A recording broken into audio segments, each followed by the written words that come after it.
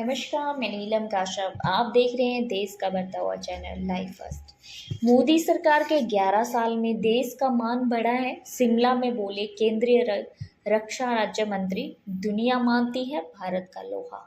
केंद्रीय रक्षा राज्य मंत्री संजय सेठ ने शिमला में केंद्र की मोदी सरकार के 11 साल पूरे होने पर प्रेस वार्ता से कहा है कि आज पूरी दुनिया भारत की ओर सम्मान की नज़र से देखती है। भारत के प्रति दुनिया का नज़रिया बदल चुका है।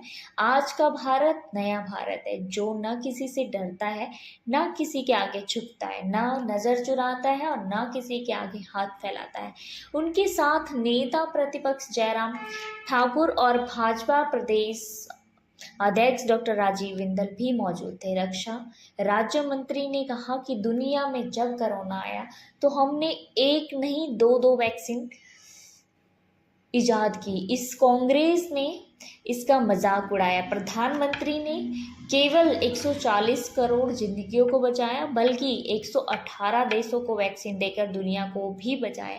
राज्य रक्षा मंत्री ने यह भी कहा कि मोदी के आह्वान पर दुनिया के 175 देशों ने 21 जून को योग दिवस के रूप में स्वीकार किया। किसी को विश्वास नहीं था कि भारत G20 सम्मेलन का इतना शानदार आयोजन करेगा, लेकिन मोदी सरकार ने जिस सफलतापूर्वक G20 सम्मेलन संपन्न करवाया, उसका लोहा भी पूरी दुनिया ने माना है। यूक्रेन रसिया का जब युद्ध शुरू हुआ तो हमने 23,000 छात्रों को वहां से सुरक्षित बाहर निकाला और 28 देशों के छात्र भी हमारा तिरंगा झंडा हाथ में लेकर वहां से सुरक्षित बाहर निकले। पहलगाम की आतंकी घटना के बाद देश बदला चाहता था और हमारे प्रधानमंत्री ने बिहार की पावन भूमि में कहा था कि इस घटना को अंजाम देने वालों को मिट्टी में मिला देंगे। ऐसा कह करके भी दिखाया। यह दुनिया में पहली बार हुआ किसी परमाणु हथियार वाले देश पर इतना बड़ा मिलिट्री ऑपरेशन हुआ। हमारी पराक्रमी सेना ने 23 मिनट के अंदर आतंकवादियों को नेस्तनाबूद कर दिया और पाकिस्तान के 11 एयरवेज को तबाह कर दिया। रक्षा राज्य मंत्री ने कहा कि हमारा वित्त वर्ष 2025-26 का रक्षा बजट 2,81,000 करोड़ रुपए है, जो 2013-14 के लगभग 2,53,000 करोड़ था। पहले भारत को आयातक देश के रूप में जाना जाता था। हमारे पास न बुलेट प्रूफ जैकेट्स थी और ही न बूट थे, लेकिन अब हमारी सेनाएं पूरी तरह आत्मनिर्भर बन चुकी है। पिछले वर्ष हमने रक्षा केंद्र में लगभग 23,500 करोड़ रुपए का निर्यात किया। हम दुनिया में 92 देशों को अस्त्र शस्त्र दे रहे हैं। इस बार का हमारा रक्षा निर्यात का लक्ष्य 50,000 करोड़ का है। विकसित भारत का संकल्प पूरा करेंगे प्रधानमंत्री मोदी जी। केंद्रीय रक्षा राज्य मंत्री संजय सेठ ने यह भी कहा है कि पीएम मोदी जी ने नेतृत्व में हम दुनिया की चौथी सबसे बड़ी अर्थव्यवस्था बन चुके हैं और जल्द ही तीसरी सबसे बड़ी अर्थव्यवस्था बनने की ओर अग्रसर है। मोदी सरकार का यह 11 वर्षों का कार्यकाल स्वर्णिम कार्यकाल रहा है और हमें पूरा विश्वास है कि हम 2047 तक पीएम मोदी जी के विचार के साथ विकसित राष्ट्र के लक्ष्य को प्राप्त करेंगे। जयराम जी ने भी आज पूरी दुनिया में ब्रांड मोदी की चर्चा की है। नेता प्रतिपक्ष जयराम ठाकुर ने यह भी कहा है कि आज पूरी दुनिया में ब्रांड मोदी जी की चर्चा हो रही है। यह चर्चा उनकी अनवरत तपस्या के कारण है, असंभव को संभव कर दिखाने की क्षमता के कारण है।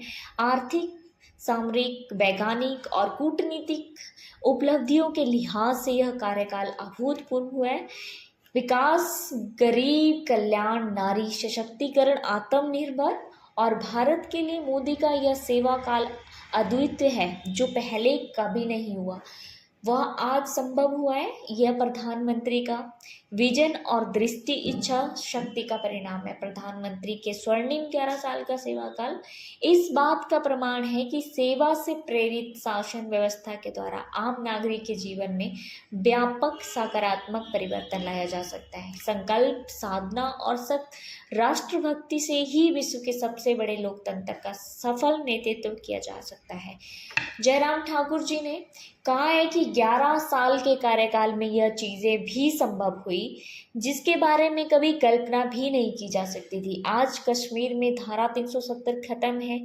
एक निशान, एक संविधान और एक प्रधान का सपना साकार हुआ है। दुनिया में सबसे ऊंचे चिनाब रेल ब्रिज से होकर वंदे भारत गुजरती है, तो कश्मीर में कन्याकुमारी को जोड़ने का एक सदी पहले देखा गया सपना पूरा होता है। राम मंदिर में भगवान राम की प्राण प्रतीक्षा के साथ करोड़ों सनातनियों के 500 साल पुराना सपना साकार हुआ है। दुनिया के सबसे बड़े जीवन बीमा से 60 करोड़ से ज़्यादा लोगों को फ्री इलाज का सपना भी पूरा हुआ है, जो कि प्रधानमंत्री नरेंद्र मोदी जी के दूरदृष्टि के कारण ही सफल हुआ है। प्रधानमंत्री मोदी जी जो है वो दुनिया के लिए और अपने देश के लिए मर मिटने के लिए तैयार हैं और हर वो संभव कोशिश करते हैं जो देश के लिए हो सकता है।